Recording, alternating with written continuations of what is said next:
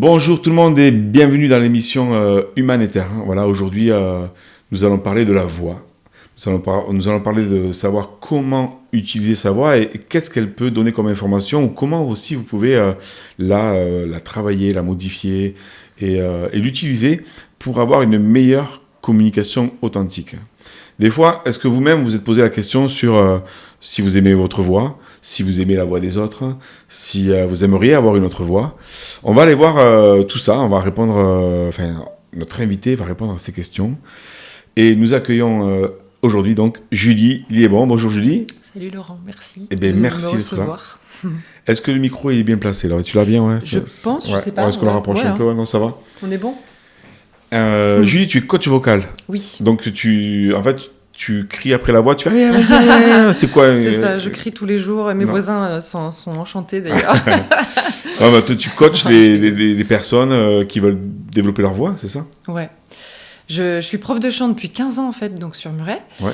Et en fait, j'accompagne les gens qui veulent apprendre à développer leur technique vocale, à prendre confiance en eux aussi beaucoup, parce que ça passe aussi par là. Ouais.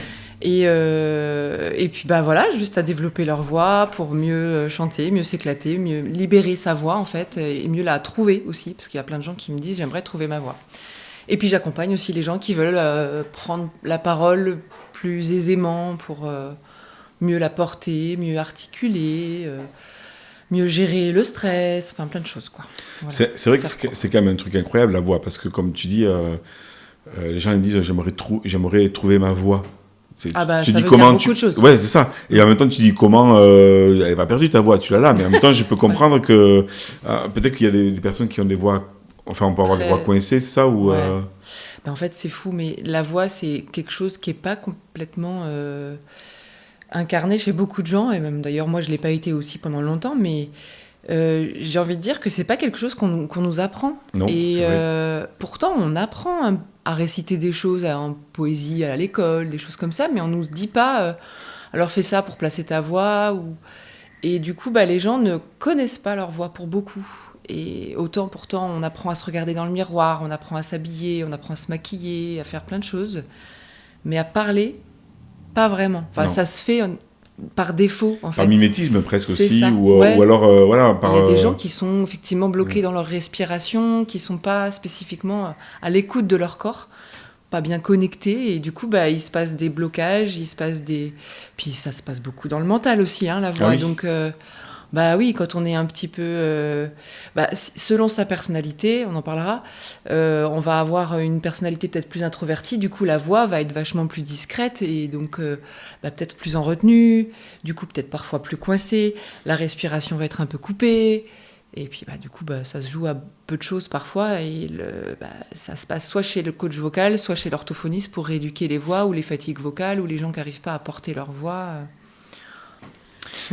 Oui, c'est fou que la voix, en fait, elle peut indiquer plein de choses. Moi, ça m'arrive des fois d'écouter des personnes au réseau téléphone, tiens, j'aime bien la voix, ou des fois, t'aimes pas. Ça nous arrive à tous, j'imagine, toi aussi, pense, non? Ouais. Oui. Moi, c'est ce que j'entends en premier. Enfin, non, j'entends pas forcément ça en premier, mais au téléphone, oui, évidemment. Il y a des voix très, très agréables à écouter. Et puis d'autres, tu dis, ouch, là, il y a un truc à faire, ou quelqu'un qui n'est pas vraiment dans sa voix, quoi, qui parle trop aigu. Oui, ça... Voilà. Non, ça va trop pas. grave, des fois. Bonjour, trop écrasé, avec une voix comme ça, très soufflée. J'ai un élève en ce moment que je ne citerai pas, qui est pourtant venu pour le chant, mais des fois, on parle de la voix parlée parce qu'il a une voix très soufflée, trop posée dans le grave, et qui, du coup, ne sort pas. Ah ouais, c'est fou. Ouais. C'est quelqu'un qui est assez introverti, qui a une superbe voix d'ailleurs, j'adore sa voix, très agréable, mais qui est vraiment trop écrasé. Et je pense par timidité, il n'ose pas en fait monter plus haut. Voilà. Et c'est vrai que c'est quand même un organe qui peut, en développement personnel, mieux se faire connaître, mieux nous aider dans notre vie de tous les jours, parce que c'est quand même un moyen social finalement aussi, quoi. Ah mais complètement, oui. C'est notre lien aux autres. Ouais. Il n'y a pas que la voix, il y a le regard aussi, la gestuelle, tout plein de choses. Mais la voix, c'est quand même... moi, c'est mon métier, donc forcément, je jure pas que là-dessus, mais c'est quelque chose qui est évidemment très important et dont beaucoup de gens ne se rendent pas compte. Elle dit beaucoup de choses, donc... Et elle crée le lien, elle crée la relation, en fait. C'est la voix qui va dire à la personne si elle est gênée, enfin, qui va dire à l'autre si elle est gênée ou si elle est bien, si elle est détendue, si elle est joyeuse, si elle est contente d'être là. Ça dit beaucoup de choses. Ah oui, donc, c'est clair. Ouais. voilà. C'est vrai que on appelle ça en communication le paraverbal, en fait. C'est ça. C'est la modulation de la voix qui va nous donner des indications. Ouais. Mm. C'est quoi la différence entre un prof de chant et un coach vocal, finalement, Alors, ça, c'est une bonne question parce que c'est vrai, on la pose souvent d'ailleurs, puisque je suis les deux, on va dire. Oui, c'est ça, ouais. Et en fait, coach vocal, c'est plus une appellation qui est devenue un peu à la mode par les Américains parce qu'on parle de coach beaucoup aujourd'hui.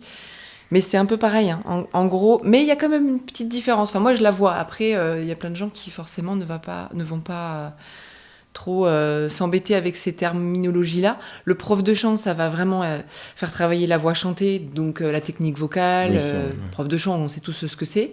Et le coach vocal, ça va être aussi des spécificités soit sur la voix parlée, comme on en parle depuis tout à l'heure, soit sur une préparation spécifique, sur un casting, sur une prise de parole particulière, sur un concours, sur un examen. Donc ça va être une préparation sur un événement spécifique. Ouais, de pousser, en tout cas de pousser les limites aux personnes, en tout cas d'aller plus loin que si elles faisaient toutes seules, finalement. Voilà, exactement. Ça peut être chanter pour le mariage de son oncle ou de je sais pas qui. Tu vois, il y en a qui viennent me voir. Déjà, j'ai une chanson à préparer pour un mariage ou je ne sais quel événement, vrai, un anniversaire, ça m'arrive. Ouais. Puis des fois, après l'élève, il reste. Puis c'est comme un coaching, c'est juste quelques séances, en fait, quoi. Voilà. C'était une vocation, toi, depuis longtemps, en fait. Qu'est-ce qui t'a amené à faire ça Au début, non. J'étais partie sur autre chose. Mais j'ai commencé à chanter à l'adolescence. Ah oui, d'accord. En fait, sur le tard, j'ai envie de dire, parce que j'ai pris des cours de chant très tard, moi, personnellement, vers 21 ans. Un musical, non, c'est pas ça ? Ouais, entre autres. Enfin, j'ai pas commencé par là, mais oui, j'ai fait des cours de chant plutôt rock à Montpellier quand j'étais étudiante. Et j'ai commencé à chanter vers 15 ans avec une amie, dans un parking, je me rappelle, ça sonnait. Ah ouais. Ça résonnait beaucoup dans le parking, tu sais, comme dans une église, donc on allait se faire résonner nos voix là-bas, ça nous éclatait. Énorme, ouais. Et j'ai commencé à chanter parce que je pense que j'avais beaucoup d'émotions à sortir en moi, vu que j'ai perdu mon papa toute jeune. Ça m'a aidé en fait à transcender tout ça, à transcender mes émotions, ma tristesse et ma joie en fait aussi, parce que j'ai retrouvé ma joie à travers ça, je pense. Ah ouais. Parce que moi, j'ai vécu une période assez difficile quand même, mais... Et ça, je m'en suis rendu compte après, en fait, que ça m'a beaucoup aidé à retourner dans cette joie que j'avais gamine, que j'avais perdue, et qui... Même qui m'a été coupée même en CP, je me rappelle, comme m'a dit souvent ma maman, parce que mon instinct de l'époque me disait tout le temps que j'étais trop bavarde, parce que j'avais envie de parler tout le temps en classe. Ah ouais. Moi, je devais être une dynamique, et elle m'a punie tous les jours, elle m'a cassée en fait. Et du coup, je pense que j'avais une joie super forte en moi, mais qui a été... Et du coup, j'ai retrouvé ça plus tard, en partie grâce au chant, quoi. D'accord. J'ai réalisé ça il n'y a pas longtemps, tu vois. Ah, c'est rigolo, ouais. Donc, t'as dû guérir rigolo, non, mais si, t'as dû guérir quelque chose qui t'a bloqué quand t'étais jeune, quoi. Ouais. Donc, je pense que la voix, c'est un lien à l'émotion pour moi. Et après, j'ai été dans des études plutôt classiques, en fait, dans mon parcours. Et puis après, je me suis reconnectée à ça au fur et à mesure de mes études. Donc j'ai fait des études classiques, j'ai fait un BTS, tourisme, tu vois, j'ai fait une licence d'histoire de l'art. Et puis petit à petit, je me suis passionnée de chant en faisant une école de musique ou deux là, dans cette période-là. Et je fais du jazz, j'ai fait plein de trucs quand j'étais étudiante. Et puis là, ça a été tout d'un coup une révélation en fait. Avoir les gens qui voulaient venir de musiciens. Et puis je me suis dit, mais pourquoi moi ? Pourquoi pas moi en fait aussi ? Puis petit à petit, ça a germé et voilà. J'ai fait un peu de scène et puis... Ouais. En fait, t'as trouvé ta place. J'ai trouvé ma place en étant prof finalement parce que en faisant de la scène, ça m'éclatait. Puis petit à petit, vu que je me suis mise star, je sais pas, il y a quelque chose qui m'a appelée aussi dans l'enseignement. Et puis ça s'est fait petit à petit en fait. Ça n'a pas été réfléchi depuis longtemps, tu vois. Ouais. Ça s'est fait au fur et à mesure. Et puis tu es à ta place, hein. Je sais qu'il y a plusieurs personnes qui ont suivi des stages oui. avec toi. Oui. Tu fais des stages comme estime de voix. Je sais que les personnes se sont régalées. Ouais. Voilà, parce que c'est quand même... j'ai des chouettes retours. c'est pareil, on peut dire que c'est presque intime aussi, travailler la voix. Ah oui, complètement. Parce que quand devant tout le monde, on doit s'exprimer, on doit des fois chanter ou machin, c'est pas évident, c'est une part de soi, quoi. Ah bah les premières fois que les gens viennent à me voir, en général, oui, il y a une sorte de timidité que j'essaye d'apaiser le plus possible en étant la plus décontractée possible, en mettant à l'aise quoi, le plus possible. Et puis avec le temps, j'y arrive encore mieux, je pense. Les gens se sentent en confiance assez vite, ouais. Bon, ouais, c'est sûr. Voilà. Je fais de mon mieux en tout cas.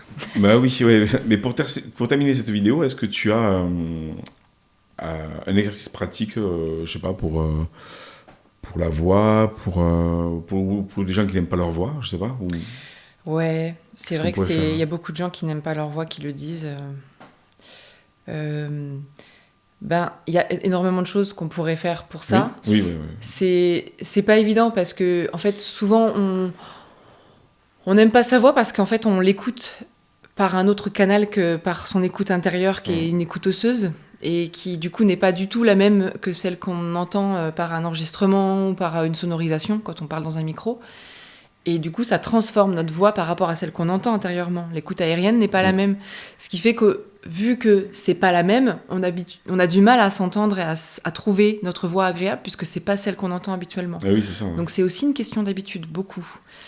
Alors oui, il y a évidemment un travail vocal éventuellement à faire si on n'aime pas du tout sa voix, parce que peut-être qu'elle n'est pas posée, elle n'est peut-être pas comme on aimerait, elle ne transmet peut-être pas ce qu'on a envie de transmettre, mais si on s'écoute régulièrement, ou qu'on fait un exercice de s'enregistrer, par exemple sur son téléphone, en général l'enregistreur de son téléphone est de meilleure qualité qu'il y a 10 ans, donc on a un son à peu près correct, même si ça met en avant aussi plein de défauts, mais de s'écouter sur un téléphone et de s'enregistrer régulièrement ou de se dire, alors qu'est-ce que j'aime de ma voix là ? Qu'est-ce qui est positif ? Parce que souvent on voit ce qui est négatif, on ne perçoit que ça.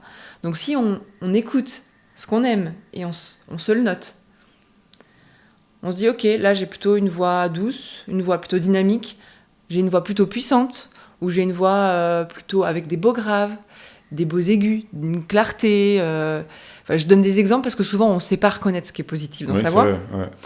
Donc ça, je le pose souvent, en fait, cette question au début d'un coaching ou d'un cours de chant. Donc, qu'est-ce que vous aimez dans votre voix ? Et souvent, les gens ne savent pas y répondre, ou très difficilement. Ouais, c'est vrai que on n'a jamais étudié à se disant j'aime bien mes graves, mes aigus. On sait se critiquer, mais on ne sait pas se donner des fleurs, donc s'apporter des fleurs. Donc, c'est un exercice qui est super important, je trouve, avec une pédagogie positive, tu vois, où on se donne enfin une qualité, ou plusieurs, et à partir de là, on essaie de la développer encore plus.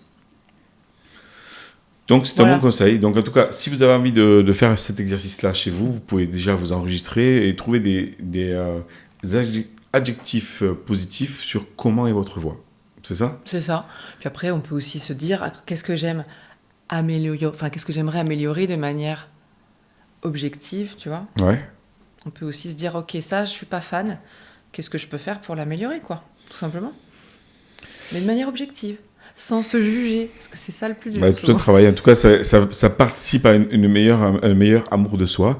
Merci Julie pour cette première vidéo. Alors, si vous avez envie, si vous êtes professionnel ou même un particulier, que vous avez envie d'aller transformer votre voix, d'aller porter votre voix plus haut, Julie pourra vous accompagner ou en tant que prof, en tant que coach, ou même dans des petits stages qui vous feront du bien.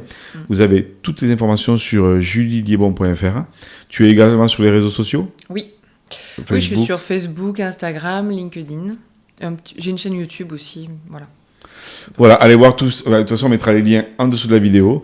Donc, n'hésitez pas à commenter, liker aussi, voir comment vous avez aimé cette vidéo, comment vous aimez, quel rapport vous avez avec votre voix. Posez vos questions, on y répondra. En tout cas, merci d'être là. N'hésitez pas à partager la vidéo si vous connaissez des personnes qui peuvent avoir envie d'écouter ces conseils. Nous vous retrouvons dans une prochaine vidéo où Julie va vous parler de comment avoir une voix riche et impactante. On vous dit à très vite. Merci Julie. Merci à toi. Et à très vite pour une prochaine vidéo alors. Avec grand plaisir. Allez, et viva la vida. Humanité.